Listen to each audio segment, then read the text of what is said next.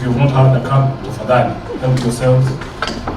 We are here this morning as the leadership of the Linda Mwananchi to release a status report on the implementation of the 10-point agenda as we see it as Kenyans. The Linda Mwananchi team here is going to be introduced quickly. I'll start on the left. They are sitting on the front here. If I don't mention your name, you will pass notes so that we know who's in the room. Or I start on the right. On the right today is the Honorable Babu Owino, Member of Parliament for Embakasi East.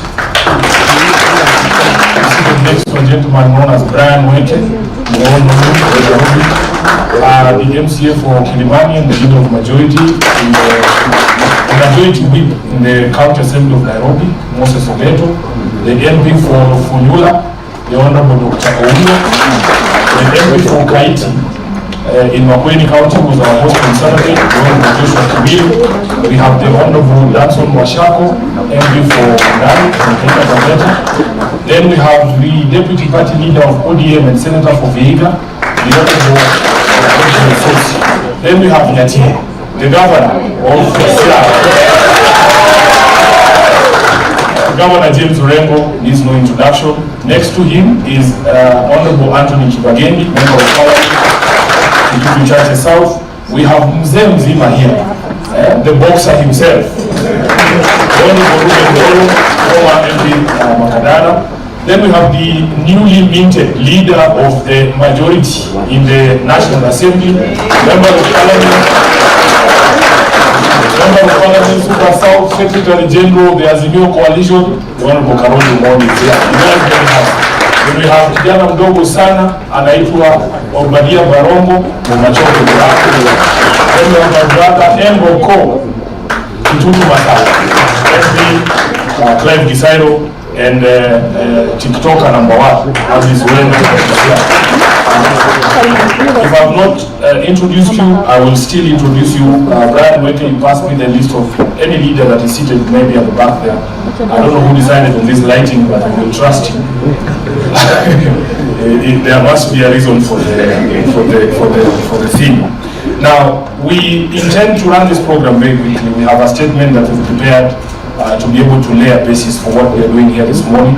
After this statement is done, we will invite one of us to come and take you through the report, and then we will have a bit of plenary discussions, and we would like to hear from you, all of you who are in this room today, if our assessment of the state of the nation reflects your own assessment of the state of the nation.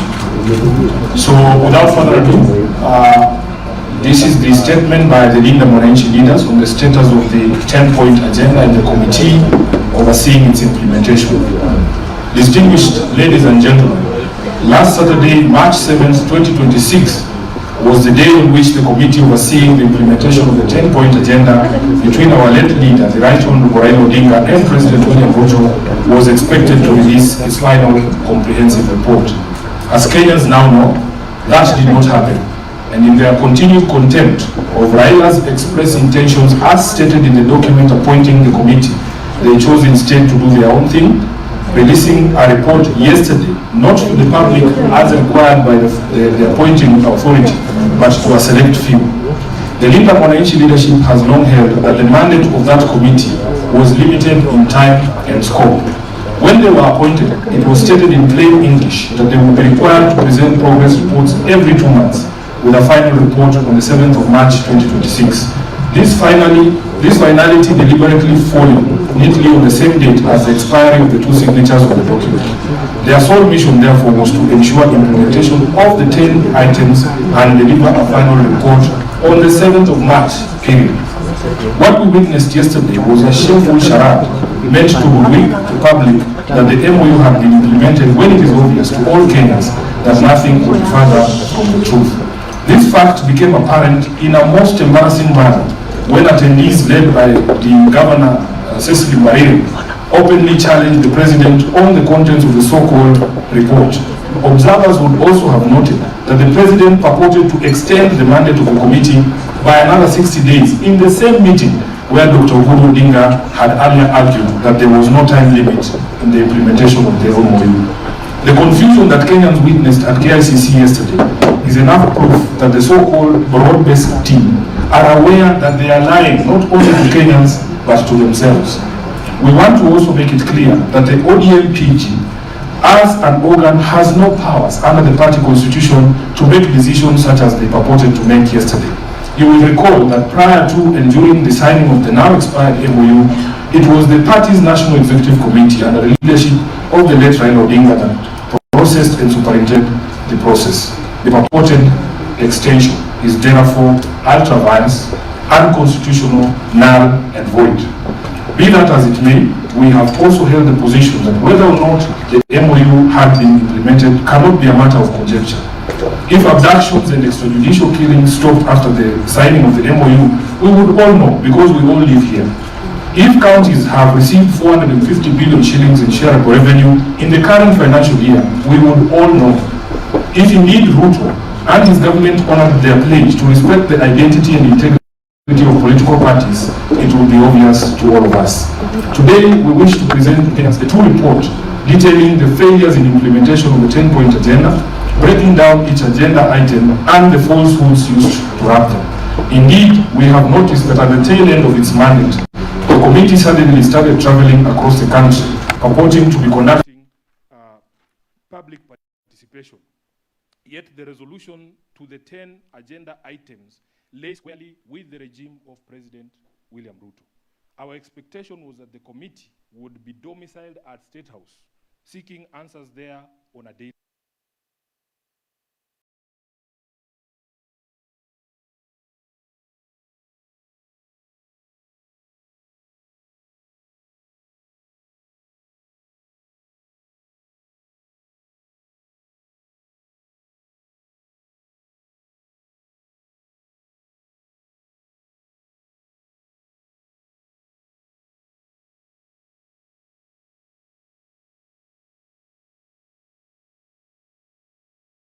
Thank you very much. That is a statement on behalf of this team. And at this particular moment in time, we will go straight to the report so that we are able to present our view of the state of implementation of that MOU. I would like to invite on stage the Member of Parliament, Suba South, SG Azimio, Majority Leader, National Assembly, the Honorable Karoli Omoni.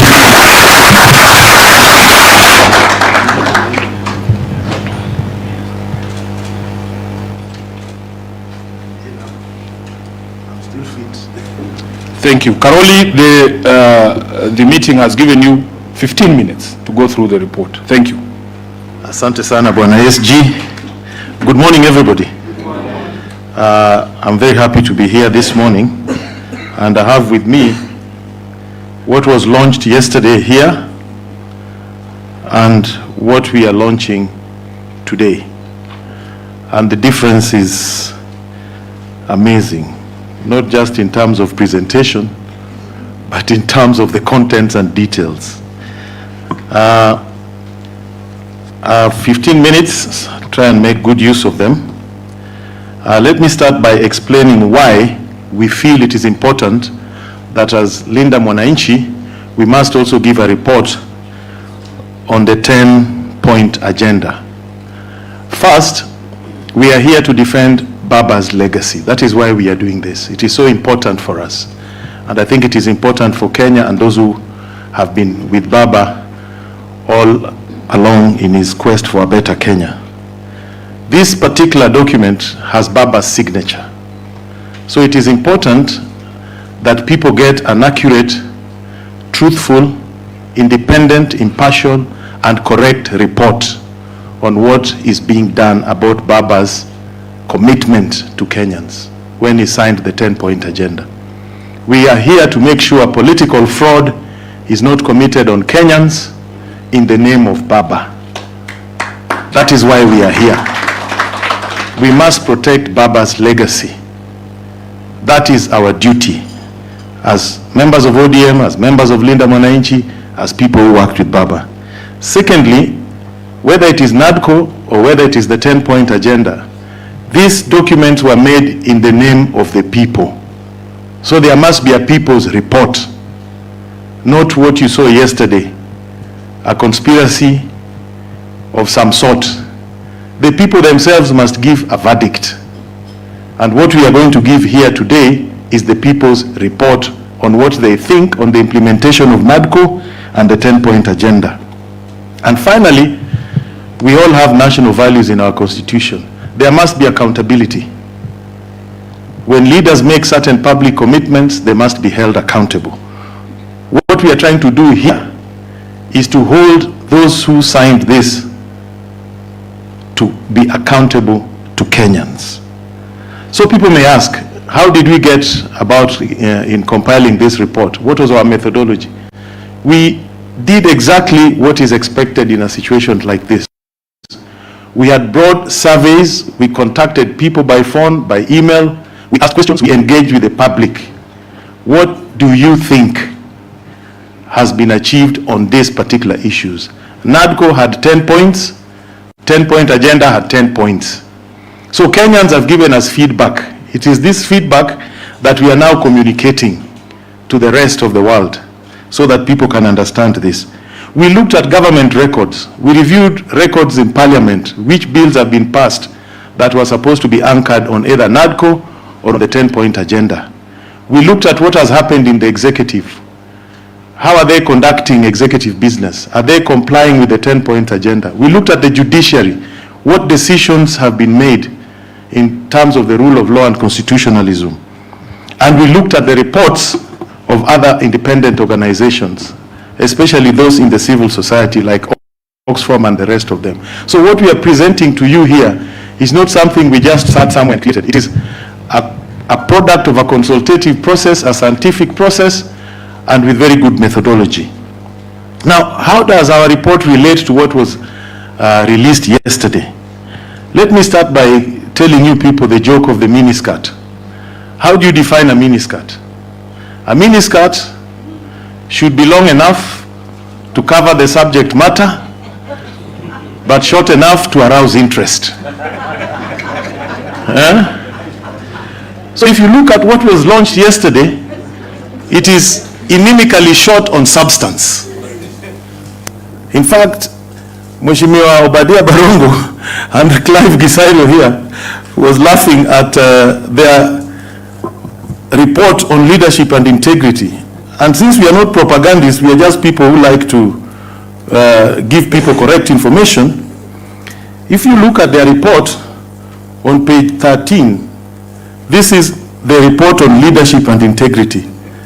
It has 2 paragraphs. First paragraph has 15 words. Second paragraph has 35 words. 50 words on leadership and integrity. So their report is short on imagination. It is short on facts, short on truth. It is basically something that is designed to mislead and misinform. If you look at ours, you can count the words for yourself, the paragraphs, so that you get an accurate representation of what it is. Secondly, we are here to separate facts from fiction. There was a lot of fiction yesterday, and we want Kenyans to get involved in politics with facts. So we will present to you the facts, and you make your judgment, and we will invite other players, civil society, to make also their own report. So you can compare their report, our report, and the civil society's report, and other people's reports, and your own report and your own judgment as a Kenyan. You must also understand that this particular agenda was time-bound. There were key performance indicators which were to drive the political engagement that was being mooted between UDA and ODM. I use the word mooted informally because it was not yet agreed. Baba had made it very clear there'll come a time when we review the union based on these key performance indicators. Then we decide whether to proceed or to withdraw or to do something else. Yesterday we were being told that this was not time-bound, that this can be implemented ad infinitum until the world ends. And you saw there was a lot of confusion. You didn't know whether UDA was representing a report on their manifesto or they were doing the 10-point agenda. You didn't know where it started and where each ended. So we will not allow them to corner us. that they set their own exam, they write their own exam, they mark their own exam, they award themselves marks. We cannot allow them. That does not happen. So we are here as the people to give them a record. Now, this report, I'll just give you some highlights, and I'll not go into details because they'll all be presented. But let's take the issue of audit of the 2022 presidential elections, what we called opening the server. There was an item like that. No work has been done on that. To date, people are asking IEBC, and we are asking them again here. If you do not address the issue of technology, not just the technology itself, but whoever supplies that technology for purposes of the next general elections, then what have you achieved?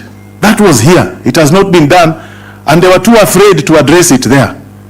Nobody talked about it, opening of the servers. Did you hear anything about that? Confidence in the IEBC. They bragged that IEBC has been reconstituted. But ask yourself the question, has the new IEBC inspired confidence in the people of Kenya? When there are questions on how the selection process was done, when there's ultimate suspicion of close personal and other connections between those who are put into IEBC and those who are holding high offices in government and influential positions even in ODM, there are issues that must be addressed. So we wish IEBC well, and we are going to support IEBC, but we cannot bury our heads in the sand that there are no credibility questions. So we need to discuss these things. The cost of living crisis. They talked a lot about cost of living crisis. But I want to ask you and ask Kenyans, do you feel better off today than you were 3 years ago?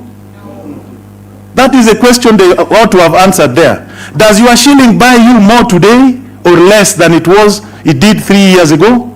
Those are the questions that people and Mwananchi want to know. We don't want to be told the inflation has dropped from here to here. When the inflation was up here, the cost of goods went up to that point. They've not come down. The incomes have not grown. So don't tell us about inflation, exchange rate, and all those things. The fundamental question, are Kenyans better off today than they were 3 years ago? And the answer to that is no. Compensation for victims of police brutality during demonstrations. It's not been done. We are told there'll be 2 billion. In the supplementary budget, it will be brought to the House. We will pass it. Who knows how they arrived at the 2 billion? Who knows the number of the victims? Who decided that a broken leg is worth this? Who decided that when you are raped, this is a compensation you should get? Who debated those issues? We don't know.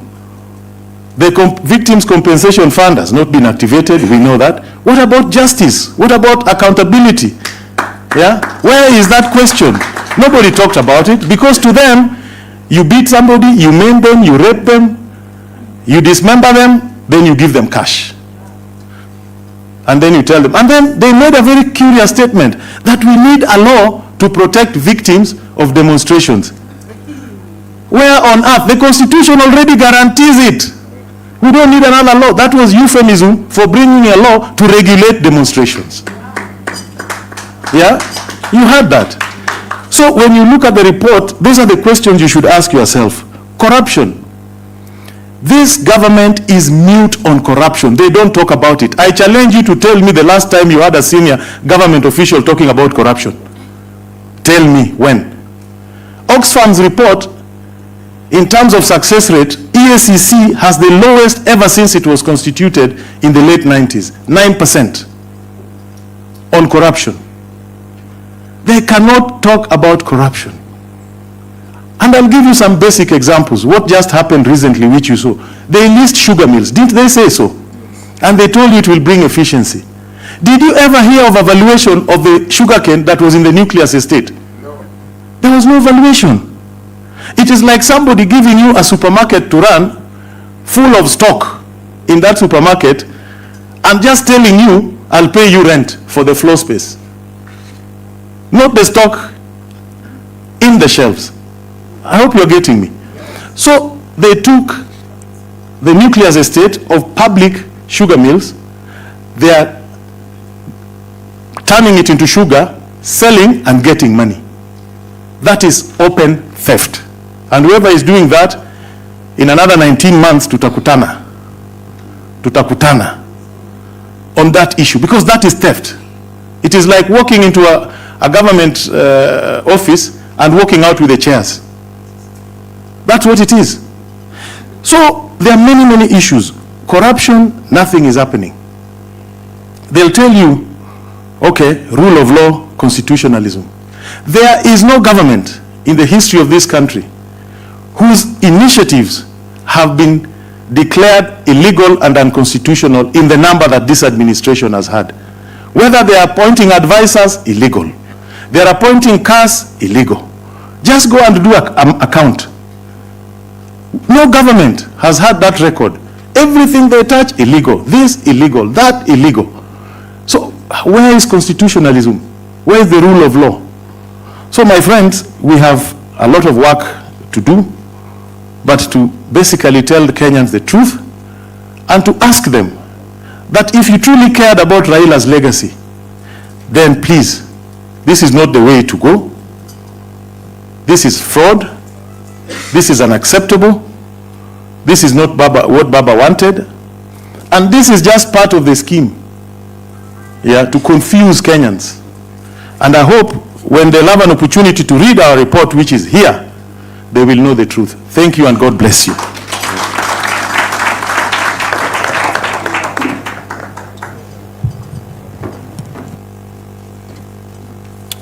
Another round of applause for the Honorable Kaoli Omondi. Now, at this particular stage, we are going to go thematic. We will hear from members of parliament present here, from Governor Orengo and Senator Ososi, and then we will hear from you as well on your assessment of the report that we are going to present here. So, Honorable Babu, let's start with you. You have 5 minutes, and then we invite the next colleagues. Thank you very much, SG. God is good. All the time. And all the time. God is good. Thank you. And about the 10-point agenda that was purportedly released yesterday, I want to say that that was just a mere PR exercise. Everything that was supposed to give to our youth, men and women in this country.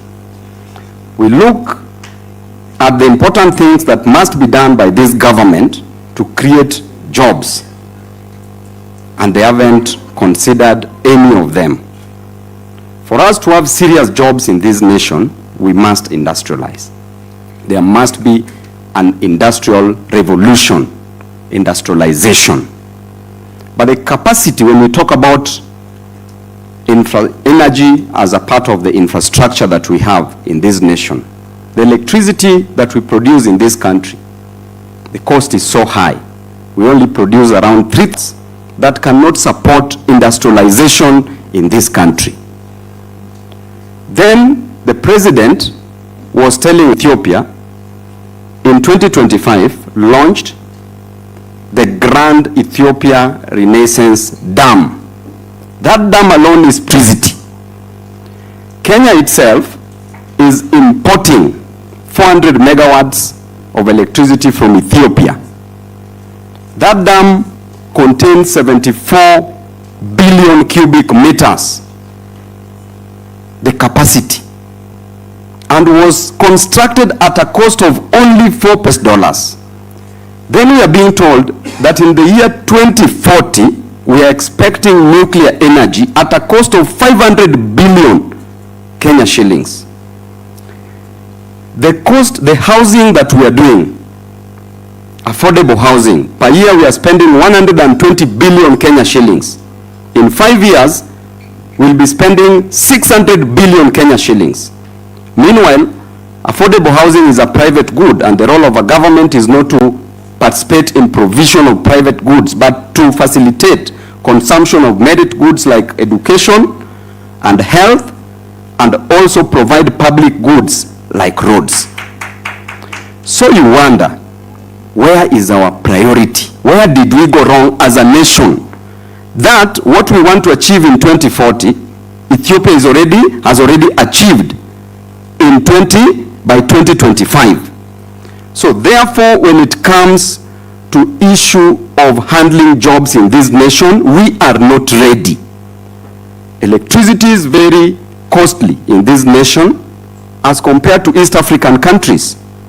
So without that proper energy as part of the infrastructure, we cannot create jobs. And because of that, the youth will continue rising, and the youth will continue demanding for what is rightfully theirs. Lastly, on the issue of the public debt, we were being told so many things about public debt. Everything that was mentioned about public debt yesterday is completely out of place, is completely mere statements of puff and misrepresentation of facts. Yesterday, when they were talking about debt, we know very well that our constitution in Article 229, sub-article 4, paragraph G, gives the Auditor General the mandate to audit the public debt. And it states clearly that every 6 months after every financial year, the Auditor General shall audit our public debt. What happens in our nation? The system, the government does not allow the Auditor General to audit our public debt.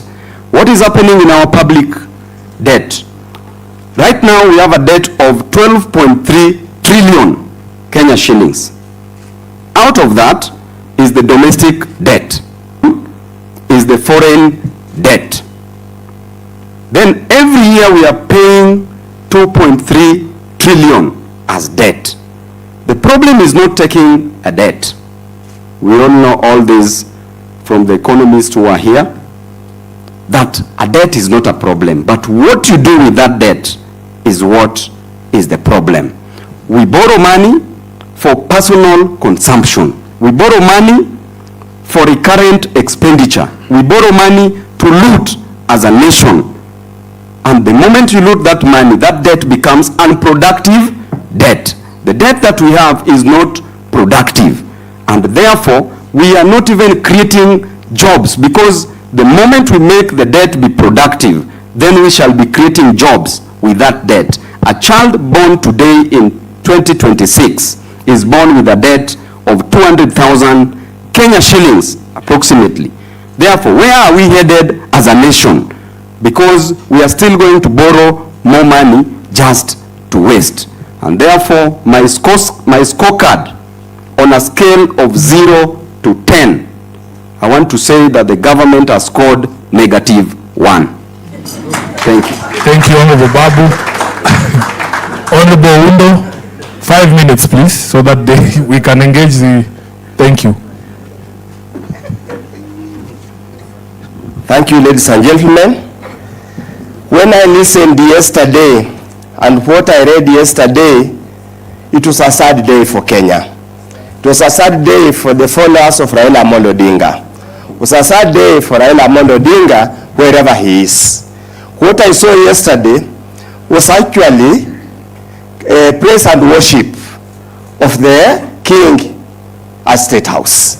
It's such a shame that ODM leadership can stoop that low to go and praise the president for doing nothing. I do not know what they have been fed on since Baba Raila Amolo Odinga departed on the world. Let me focus on the economy issues. They keep on gloating that the economy is expanding, the economy is growing. But truth be told, the Kenyan economy has remained stagnant all the 3.5 years President Ruto has been in the office. When you look at the statistics, the Kenya National Bureau of Standard Statistics clearly indicates nothing has changed. The poverty level nationally has remained about 38% out of the total population of the Republic of Kenya. There is this issue they keep on pontificating all over about the reduction in inflation rate. Kenyans, and this is where the lie lies. And it's about data produced by credible institution, their own data, and that one of other international agencies. They keep on telling us that inflation has dropped from 9.6 to 4 point something. That's what they keep on telling you all the time. But the truth of the matter, there's something called non-core inflation that encompasses food, energy, and transport. And this data is available over.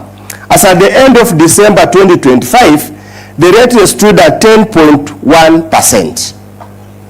10.1%. So the true inflation that affects the common Mwananchi stood at 10.1% against the lies we keep on being told 4.5%. We are being told that the economy has stabilized and has grown. And as my colleague Babu has said, how many youths have been employed? What has been the reduction in the level of unemployment? How many people at both are working? And what has been the change in the disposable income for the last 3 years? Many Kenyans, when you look at your pay slip, those who are lucky to have a pay slip, you can see how emaciated, how mutilated it has been from 2022 to 2026. Kenyans, the lies are becoming just too much and unbearable. As a country, as a generation, we cannot allow these lies to continue.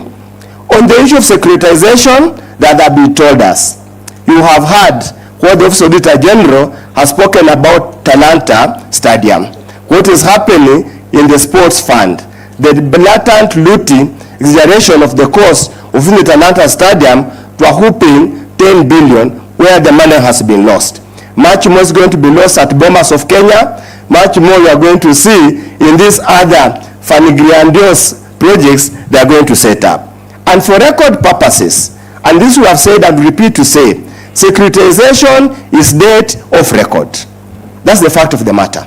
It's debt of record. So the debt level of Kenya could even much more than the 12.5 trillion they keep on telling us, which again is above the threshold set under the PFM Act. So honorable Kenyans, be vigilant, keep your eyes wide, and we pray for the soul of Raila Amolo Odinga. Please reincarnate and save this country. Thank you. Asante sana. Mheshimiwa Kibagendi.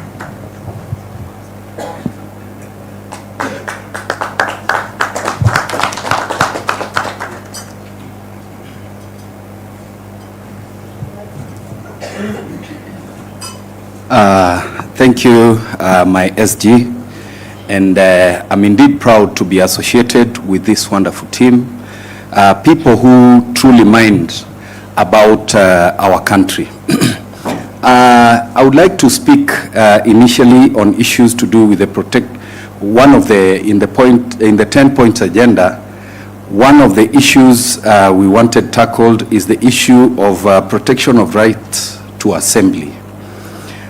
You realize we are in political competition, and we need to have what I can call a dignified political competition. We, however, have realized each time we try to assemble, or each time we have a rally or a function anywhere in the country,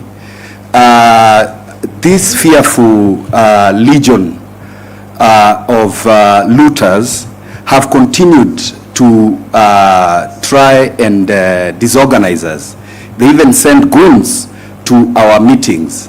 And this has happened not just to our team, any other kind of assembly of other politicians, including the United Opposition, for which we would like to tell this regime that it is high time on this particular one.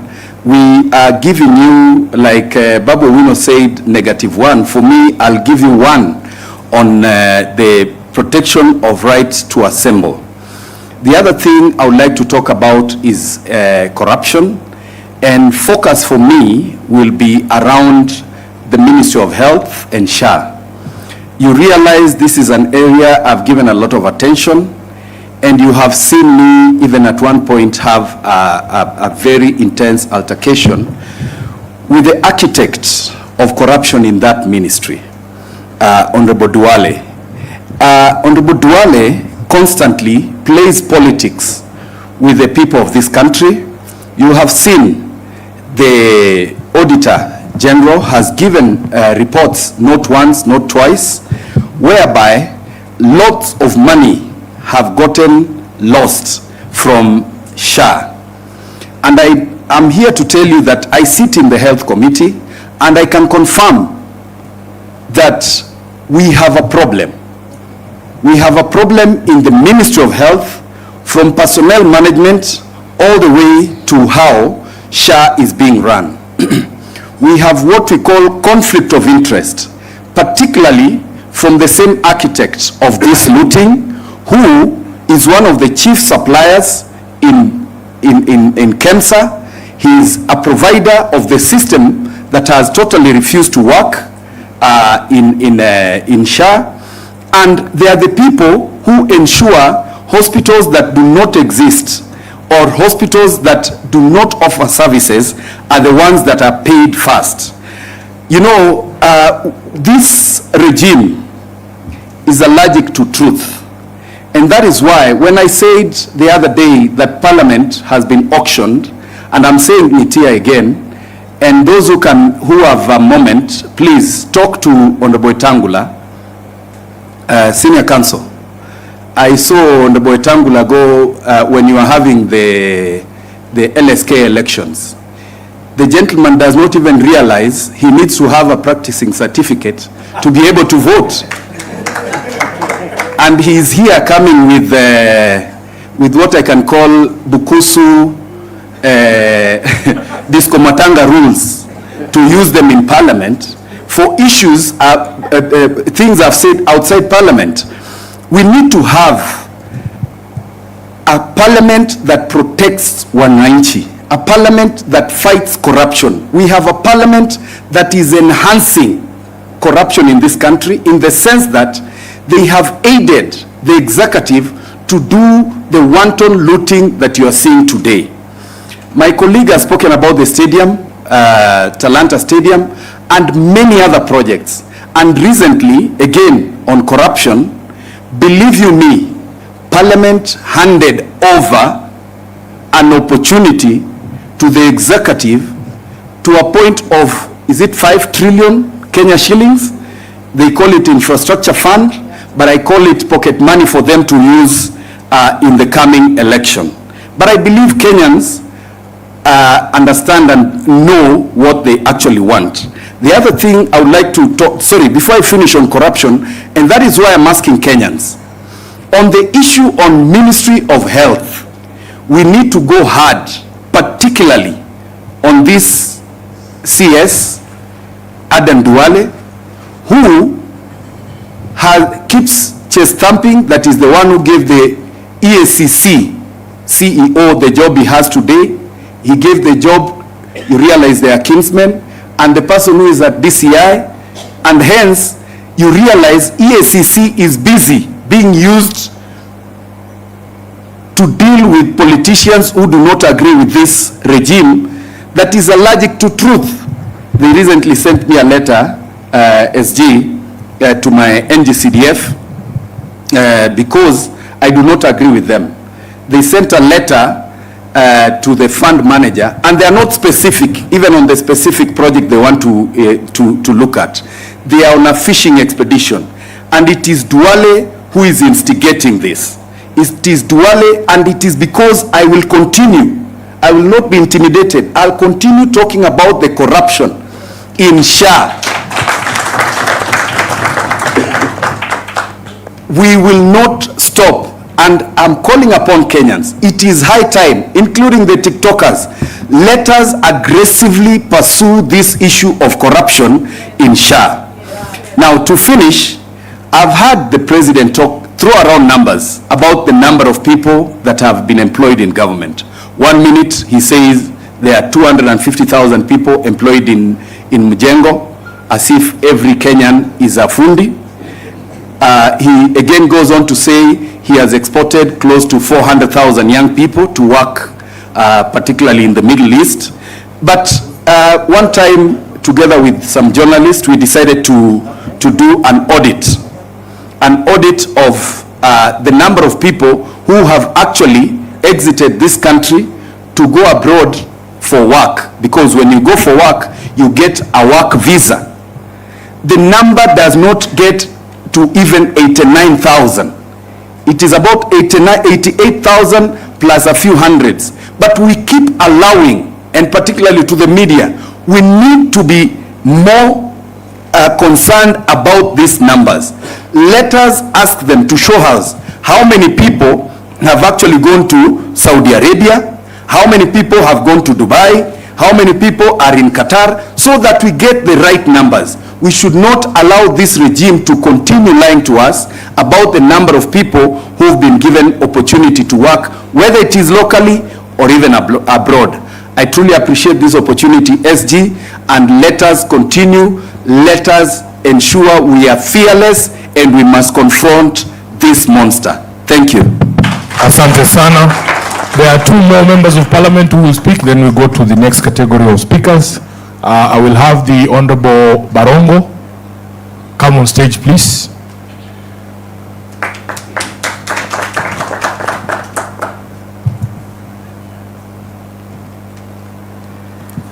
Thank you very much, Mheshimiwa Sifuna. My contribution on this topic today would be to speak about on point number 10, which is promoting sovereignty of the people and rule of law and constitutionalism. Now, dear Kenyans, I'm sure you have read in the sections of the media something that I would call passports gate. Kenya has been able to issue a passport to a gentleman related to a war general in a neighboring country. This has removed the neutrality that Kenya has had for a very long time in diplomatic circles. This action, if the country that we infringe with decides that they are going to take an action that is detrimental to our country. For example, you understand that these neighboring countries also import our tea. Now, if they decide to ban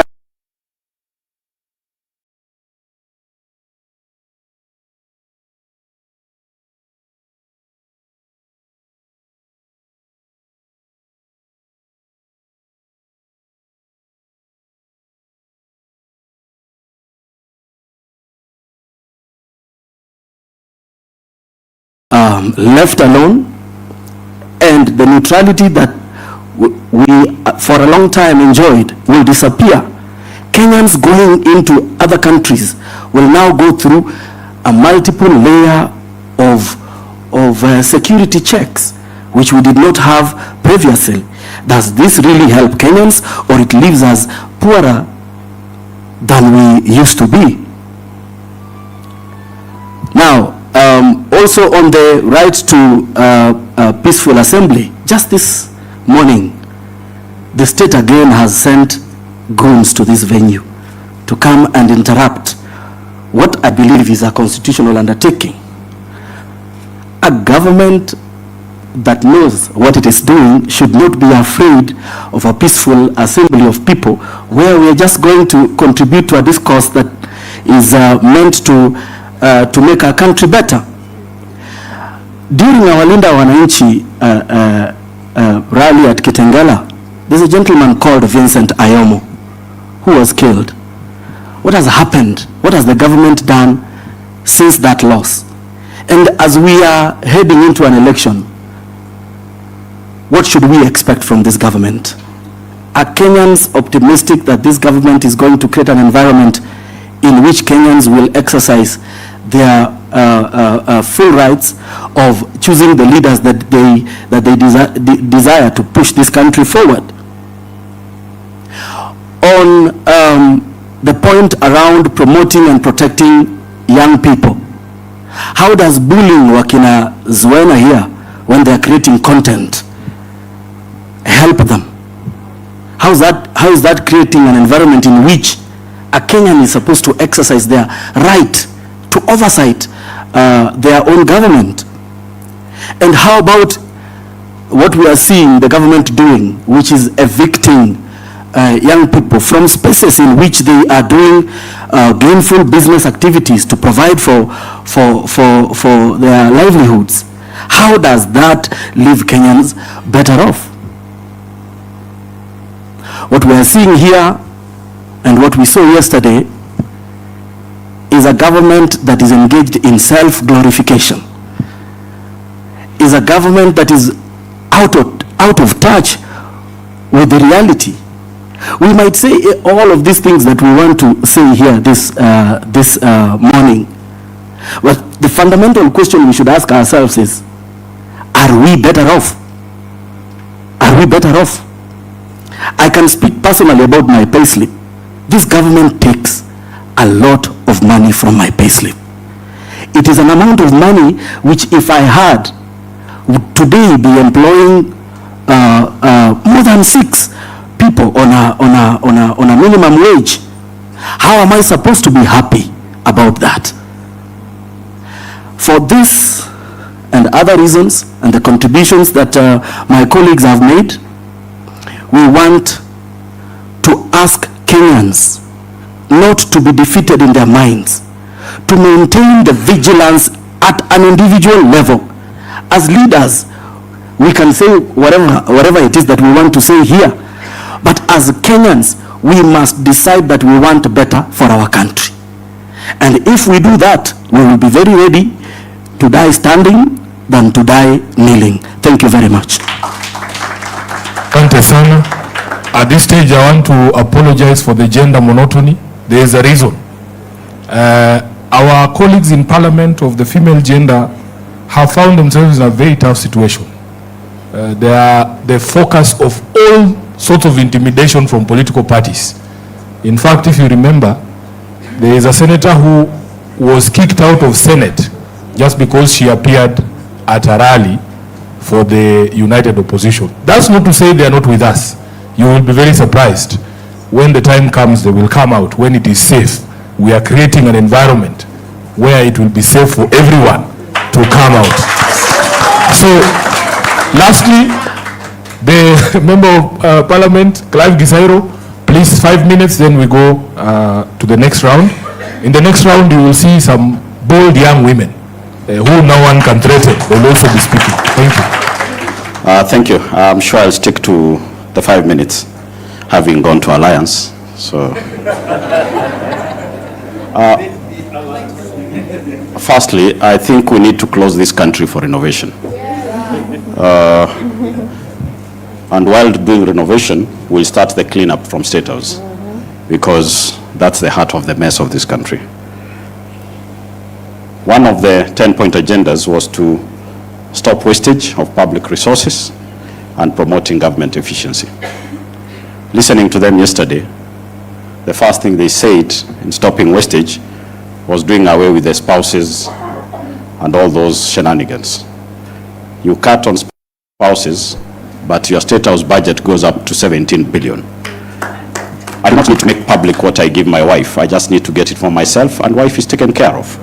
And that's what they are doing. We are not fools, and we are not going to be fooled. The young people are up to the task, and they are going to take everyone on. When you cancel foreign travel, as you said, and then you ensure the Kenya Air Force helicopter never lands, actually it's a touch and go for refueling. That is not cutting cost on travel. You just moved foreign and turned your counties to be the foreign nations.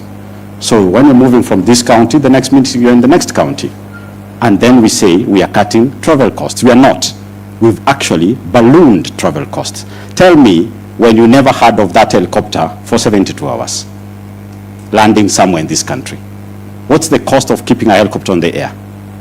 Nowadays, the pilots of that plane are most known faces other than the aide-de-camp of the president. We talked about promoting and protecting the livelihoods of the young people. We don't know this government what exactly we'll make reference to. Will it be the Hustler Fund, which none of us knows the results, the outcome, how many youth it has benefited? Can they be paraded somewhere? We see them.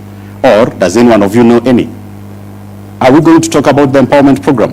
Whose funding we didn't know it was coming from?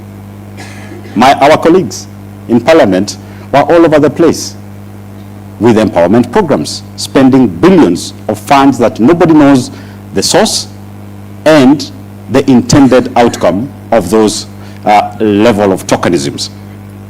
Today, we are now riding on a World Bank funded project called Nyota. It has been politicized. Why will you need to take a chopper to go launch 22,000 shillings? How crazy can you get?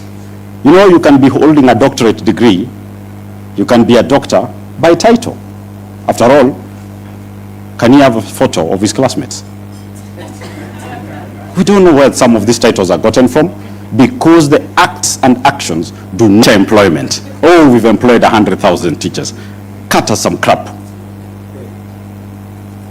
While the CBE or CBC, whatever the name is, was formulated over 11 years ago, that is when those teachers' opportunities were created. Because junior school was going to be there, you like it or not, and teachers had to be employed. So stop riding on things that were automatic. Even if we were to have a madman in that house, I'm not saying the one who is there is not mad, the same thing was going to happen. So we need to have a bigger discussion, a discussion that talks of facts and things that are actually new, creating opportunities for the young people. Yes, Talanta Stadium is good, but where will you get the talent to go to that Talanta Stadium if the stadiums in the villages are not anything to talk about? In my own county, we don't have a single stadium. So how do I promote and donate someone to come to play at Talanta Stadium? We are getting it wrong, because we are so focused on not being Kenyans, but being Singaporeans. We need to be Kenyans. We need to fix the Kenyan problem. For those of us who want to be in Singapore, nowadays, if Singapore Airlines does not land in JKIA, we'll get it some hours to land there, pick some of them and go. When we're talking about protecting and strengthening devolution, they don't even know the number. They launched and said in the shareable revenue this year, they're going to get 450 billion. While I sat in parliament, it's 420 billion. How do you get it wrong with 30 billion? Hata kama hesabu ilikushinda daktari. 30 billion is quite a big gap to get it wrong. Next time, get it wrong with 2 billion. Be done by county governments. Not just what you saw about Nairobi. Now, I was in the same year with Sakaja. They get embarrassed sometimes. But we keep praying for him, that he gets some strength to be able to stand. Otherwise, another governor is coming. I can see him here. Someone with some steel balls to take charge some of these things. The infrastructure fund that they are clearly pushing through, you know, the project is supposed to be identified. If you look at the bill, taken to some board, go to cabinet, come back to parliament, and then the whole thing is actualized. Yesterday already, Mr. Board, Mr. Cabinet, Mr. Parliament already allocated the funds. He said 15 billion to the airport. He's already allocating the fund. He's already ahead of us. And that is why this country will not go anywhere. Because the advised is the advisor. He's the implementer, he's the oversight. I pity my colleagues who've chosen to be in a great choir that sings more praises than they do on Sunday and Saturday. I pity you, because you do not represent these people. And we'll stand. No one should tell you that we'll be cowed. No one. Sisi tuko tayari. We live by that spirit of Baba. Sisi tuko tayari. Thank you very much. Asante sana. Makofi ya Mheshimiwa Clive Gisairo. I think he has spoken very well. Before I call the next speaker, I just want to recognize a few leaders who are in the house. Kennedy Odhiambo Odis, thank you very much. Ahmed Khalif Amedo. Simama watu wa kuone pa. Tom Madanje yuko wapi? Thank you sir. Mheshimiwa David Ayoi yuko na sisi hapa. Mheshimiwa Caroline Mayunzu yuko hapa. Kijana mdogo Brayo Yobra yuko hapa. Nimeambiwa Paulino Woko yuko somewhere. I have not seen her. Can she stand? Oh yes. thank you for coming. The TikTok buddy is in the house. She'll come on stage kidogo aongee. Mheshimiwa Alex Matere is in the house. Kennedy Akidiva yuko hapa. Nimeona chairman wa ODM Nyandarua County. Anaitwa Dickson Manyara. Kuna chairman mwingine? Haya, kuna student president hapa wa UN anaitwa Valerie Sitawa. Mheshimiwa Rais, karibu sana. Chairperson wa ODM Young Captains utafutwa leo, Juliet Osundwa yuko hapa. Hawa ni wale hawezi kutishwa. Wale watu hawezi kutishwa wako hapa. Asante sana. Haya, kuna UN Young Captain Student Leader Ian Brando ako hapa. Karibuni sana, asanteni sana. There are more names I'm being given. Youth leaders wetu wa ODM naambiwa wako hapa, ndio wanadumisha amani. Jaribu kuleta mchezo utajua ujue. Haya, tusikize Mheshimiwa Senator Osotsi, Senator wa Vihiga, ambaye pia ni Deputy Party Leader wa chama cha ODM. Karibu sana.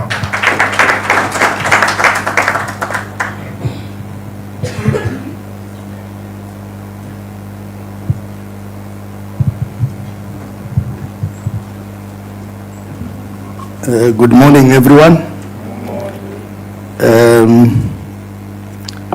Let me start by saying that I'm very happy this morning because when I was seated there going through the two documents, the one prepared by this Kenya Kwanza government and the other one prepared by Linda Mwananchi, I could see that indeed Linda Mwananchi is the government in waiting.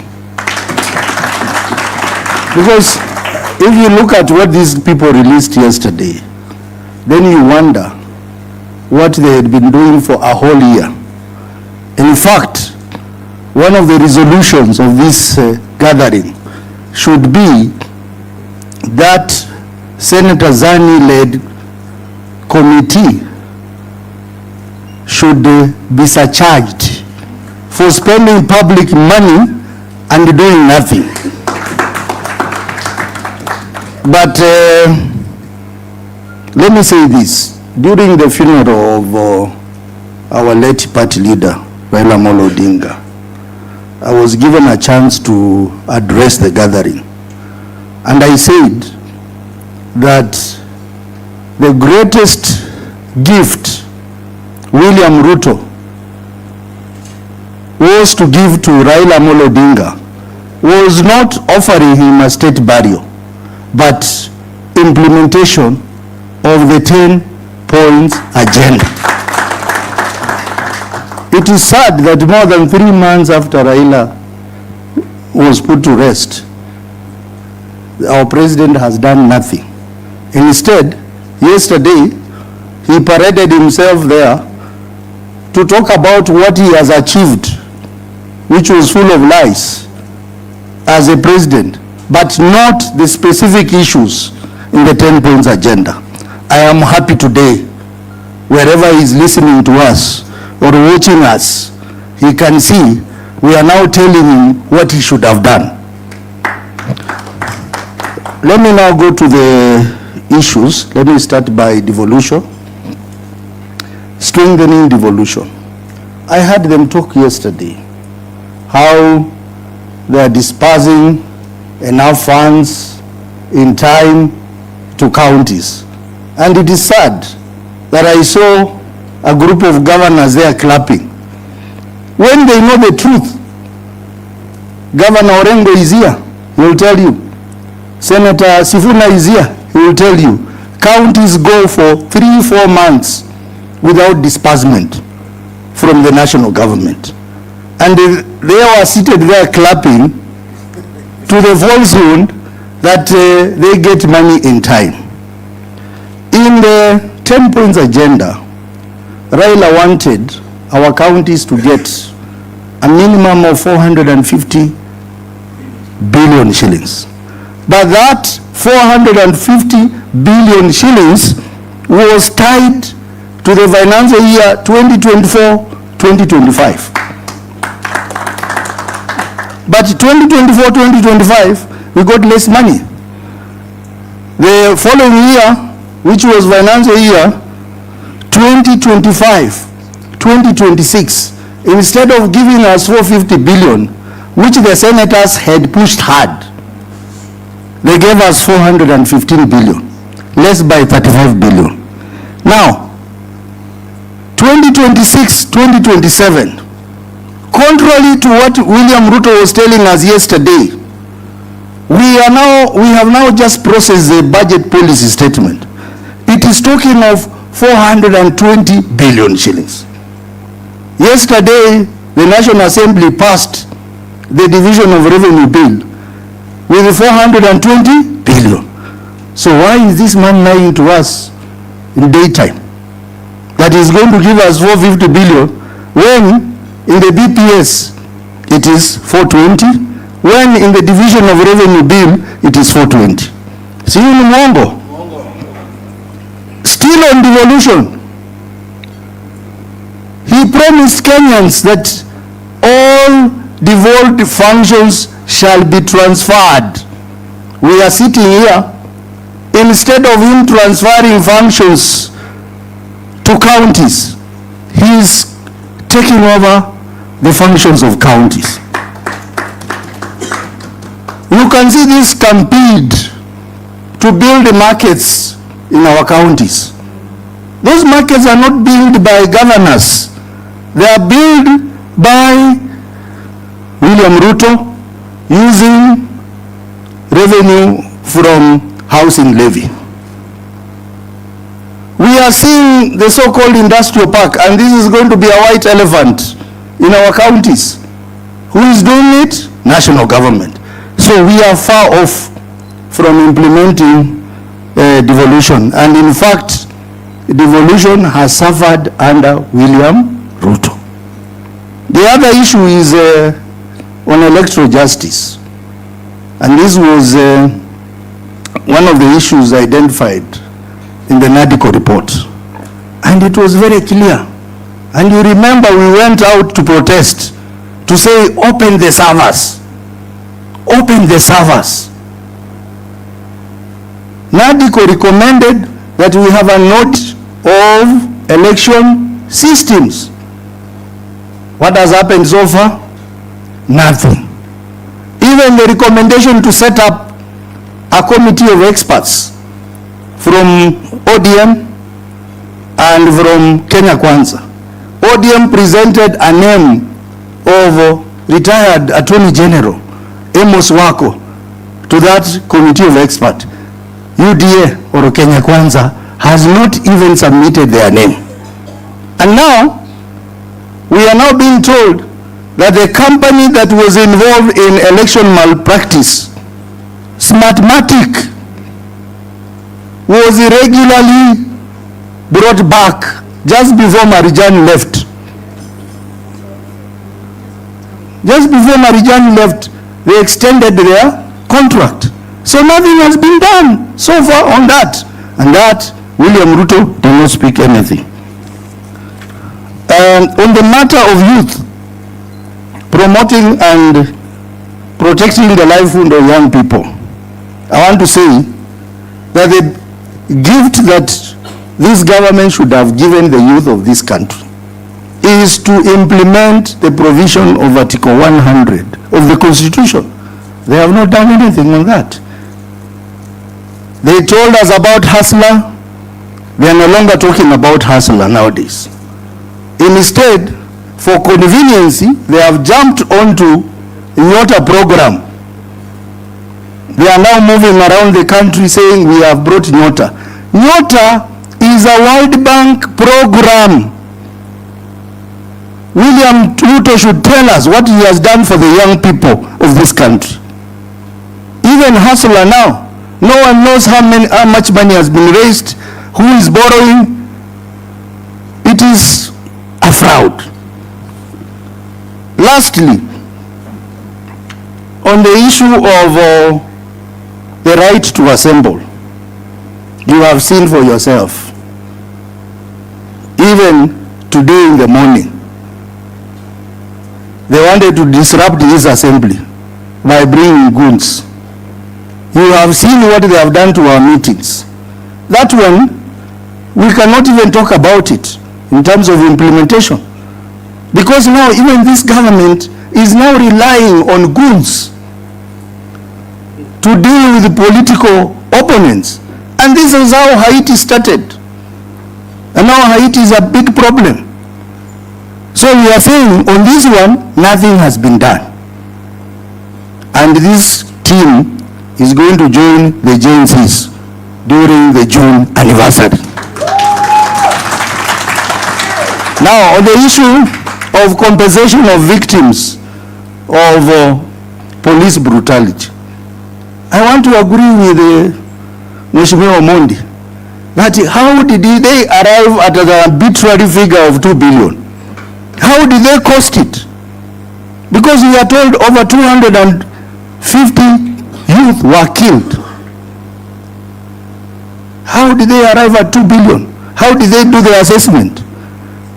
We also have so many of our youth who are languishing in prison. Even as we talk about a deal between ODM and UDA, our youth are in prison. Our youth are facing court cases, and there is no one to represent them there. How are we going to deal with that? And we reject compensation without justice. There can never be compensation without justice. What happened to those police officers who killed our youth at Parliament? Police officers who killed our youth during Azimio demonstration. Some of them are known. What happened to the police officers who were involved in extrajudicial killings and abduction? The deputy IG, whom they said they had suspended, is back in office. And he was involved or accused to have been involved in the issue of Albert Ojwang. So, Kenyans, I hope you are listening.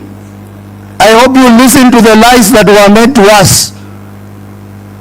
But we are here to say, we will pursue the dream of Raila Amolo Odinga, which is envisaged in the 10 points agenda to the end. Thank you very much, and God bless you.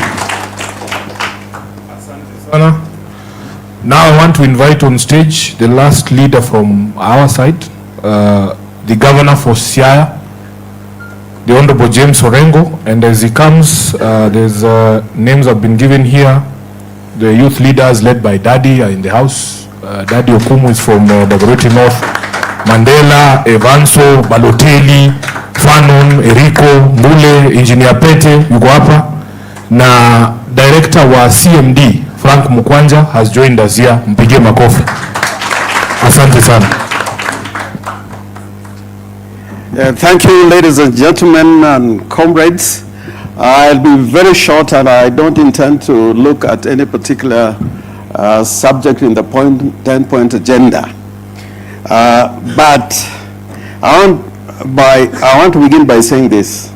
This document that was released yesterday is a fraud. This document is a fraud. And it is a shame that the largest party in the Republic of Kenya, purportedly, because I still recognize Edwin Sifuna as the Secretary General of ODM, not still, but the Secretary General of ODM, with state power and all the resources, they even lack the content to fill the pages. A lot of these pages have no content at all, and it's a big shame to them. Now, in giving my remarks, I want to refer to 3 great documents in history. One is the American Declaration of Independence of 1776, which was largely written by Thomas Jefferson. And the other document, which was written 13 years later, is the Declaration of Rights of Man, which was drafted by a famous Frenchman, Lafayette, but with some assistance from Thomas Jefferson. And thirdly is the Kenyan Constitution. These are three great documents, and in a moment I'll tell you why I'm referring to these documents. If you look at what has happened to the 10-point agenda, you ask the question, what is to be done? I think essentially this is a question that we must confront. Now, the 10-point agenda, in my view, was a ceasefire document.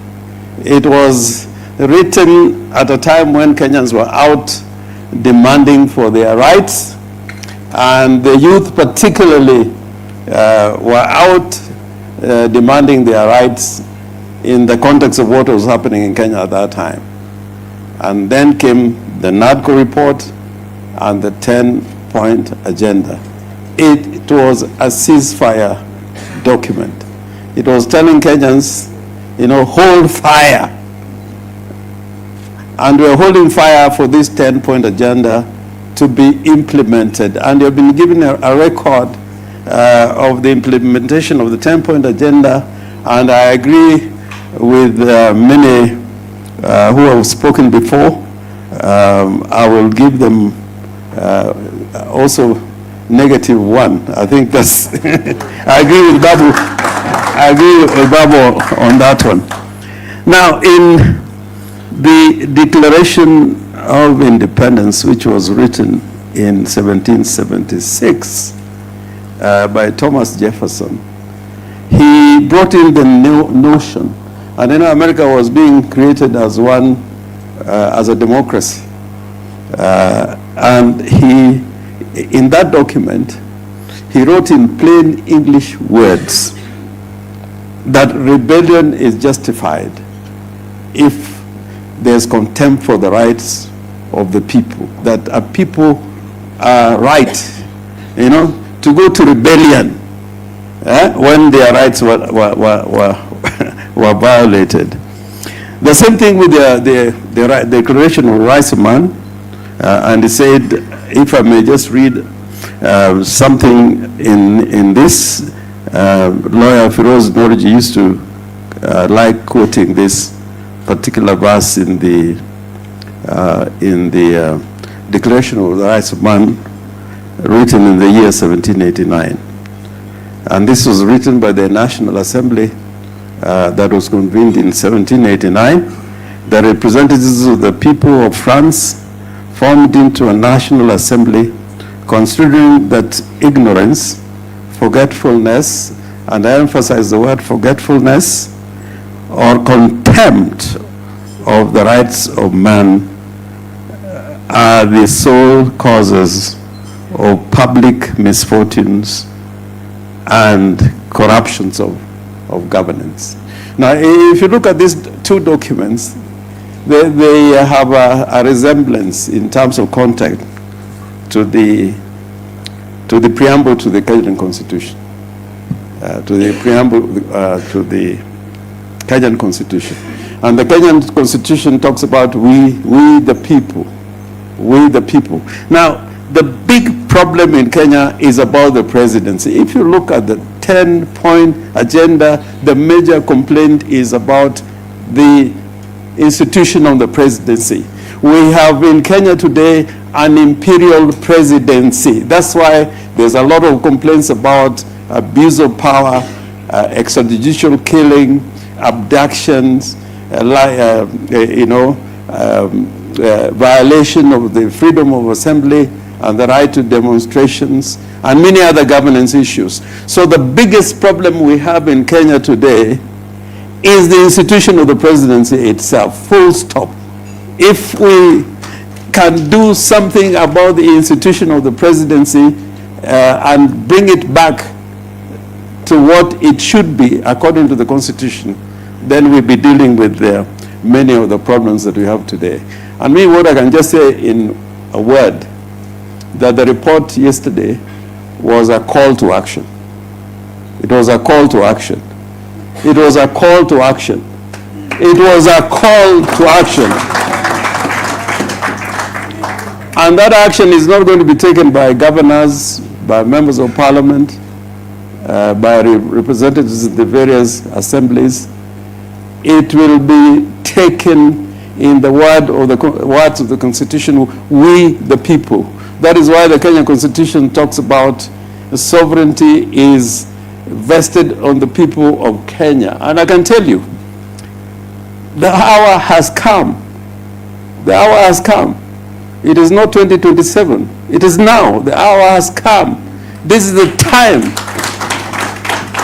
to begin the process of bringing change to Kenya, a transformation. And that is not going to be done by parliament, because our institutions have been emasculated. The courts cannot really drive change. It is going to be done by the people.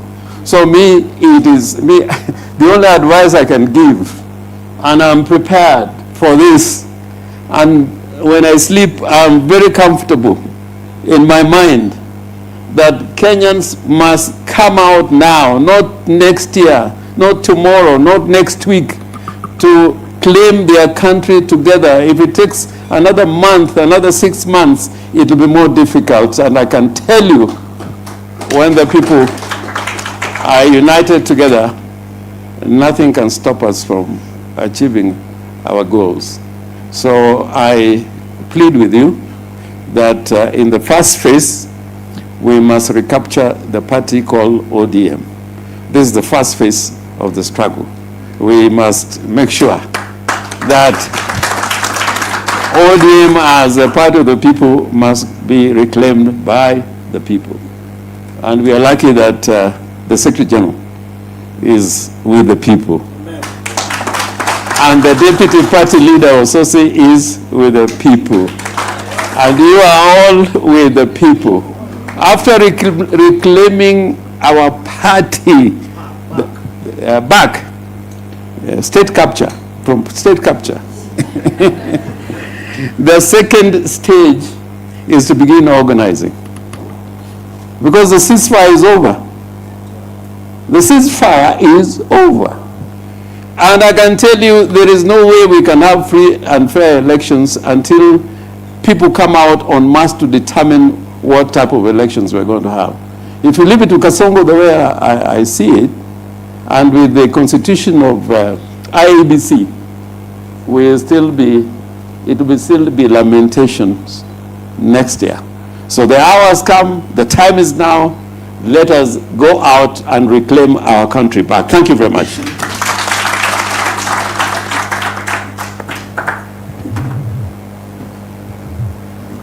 Thank you very much. A round of appreciation to all the people who have spoken so far. We are doing not too well on time, but we will try and manage that. I want to clarify, make it very clear that I am the supervisor that the president was talking about yesterday of this, the implementation of the MOU. I wrote it, I know it by hand.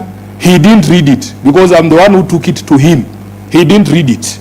So I am the one who will supervise the implementation of that MOU. And I was made supervisor by my boss, Raila Amolo Odinga. If you want him to fire me as a supervisor, you talk to him. He's in Bondo. Yeah. So we are the ones who know what the spirit of this document is. And as the governor has said, there is no longer any document binding us with UDA. It expired on the 7th of March. We have said that that extension is illegal. And therefore, nobody can tell us that there is any other relationship that we have. I also watched with a lot of consternation that people would sit in that room and just listen to blatant lies and clap, actually. We want to remind those governors as senators, because they always come to us, Governor Orengo, saying, oh, Sifuna, you and the Senate must push for more resources for us. And then they can sit there. They come and even complain that the disbursements never follow the disbursement schedule that is passed by the Senate. that they are 3-4 months behind in their allocation. Then the president is lying in your presence, saying that disbursements are up to date, and you are there just seated clapping, waiting for Sifuna to defend you. You know, some of these things, Governor, they don't make any sense. Devolution is under threat. I will just mention a few things that have already been mentioned. It is a blatant lie. They brought a document called a budget policy statement. We processed it. The figure there is 420 billion in this financial year. A paltry 5 billion shillings extra for devolution from 415 billion in the last financial year. And then you as a governor, having read that document, knowing your members of parliament in the National Assembly have already passed the division of revenue at 420. Somebody is telling you they will give you 450 and you are clapping. I think the problem in Kenya is worse than we thought. There is a very big problem somewhere. Now, let me tell you about my own seat in Nairobi. Baba's intention was to make sure that every function that is designated as a devolved function is actually devolved to the counties. The national government continues to hold functions that they have no business holding. And as Ososi has said here, instead of honoring the legacy of Mzee, because Baba was called the father of devolution, by ensuring that we actually fully devolve all these functions, the county government, the national government is actually snatching responsibilities of a county government. They spoke about the 80 billion that he likes to throw around, saying he's helping Nairobi. First of all, the national government owes Nairobi over 100 billion shillings. All they need to do is to pay us our money. Just pay us our money. Instead of somebody giving you 100 billion, they give you 80, then you clap. There is something fundamentally wrong in this country. Then, Baba was very clear about the existence of these national government institutions doing county functions. For instance, he was very clear that it is time to disband Kera and Kura. They wanted them dissolved, and that money that they used to build roads handed back to the county governments. That has not been done. Finally, as a leader of a political party, I wrote in that MOU that William Ruto's government will respect the identity and integrity of all political parties, because we are a multi-party democracy. Because he didn't read it, he doesn't know that it is there. What he has done to my party ODM, I can speak for Baba. Baba will never forgive Ruto for what he has done to ODM. ODM today is unrecognizable. ODM is unrecognizable. We used to be the party that fights for the people. We used to be the ones representing the interests of the people. Can you really see the representation of the people in those dances we are being shown on TV called Leader Ground? And that is the doing of William Ruto. He has supplied resources outside party channels to be able to destroy the party that is ODM. Those of us who still believe that this great institution cannot go down will continue to stand and fight. Some of you are here, you telling me, oh, Sifuna, leave ODM, you go and form another party. We are not leaving ODM. This party belongs to all of us. We have to fight for this party, bwana. Watu huo tu kama watatuua, lakini tutakuwa hapo ndani. Baba hakulea waoga, as I've told you. And we have all contributed to the standing of the party. You cannot tell Karoli to leave ODM. He's the owner of ODM. We are all owners of ODM. All of you who pay taxes. ODM is a taxpayer-funded institution. All of us have a stake. Even if you are not a member of ODM, you have a responsibility to fight for these great institutions of democracy, such as political parties. So therefore, I want to just give a few people from this side. We have had a lot from men in suits. Let us have some female voices as well. And we want to start with the president. You know, there's a president here. Mheshimiwa Rais.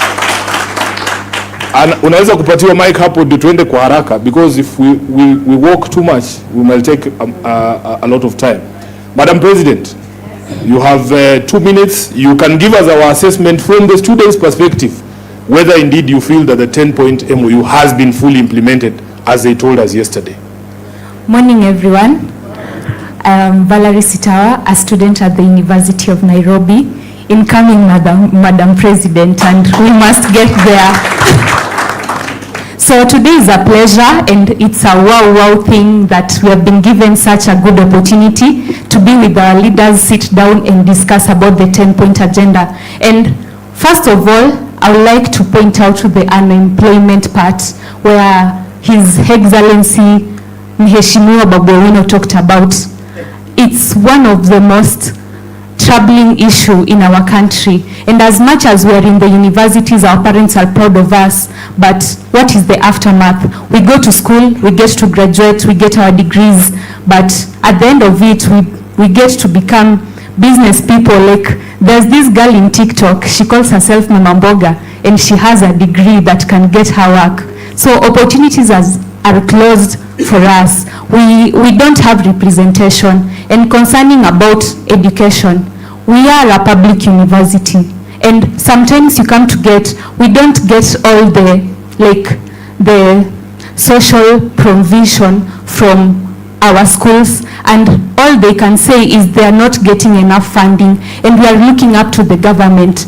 We are not being catered for education-wise because the government is not there for us, is not giving us a position so that we can also grow and become people like them. Yeah, thank you so much. Thank you very much. Let's hear from Juliet. Good afternoon, everyone. My name is Juliet Osundwa. I'm the national chairperson of the ODM Young Captains. It is a caucus within the ODM Women League. So what I can say is that the government failed to meet its deadline. And when I heard what they were talking about yesterday, that the 10-point agenda is on track, I was shocked. I was surprised because everything has not been met. When you look at the cost of living, it's still high. With the young women, we are affected. There is still unemployment. When you look at the human rights and security, the victims of June 2024, we were on streets with them. The justice has not been met. Justice delayed is justice denied, right? So I want to say that they have really messed with us, and the report we are having here, the report from the people, we are the people, and we are telling a different story. So another thing I would like to talk about, the other day I had Senator being criticized that the team doesn't have women, and as a young woman, I heard him saying that he's protecting us from the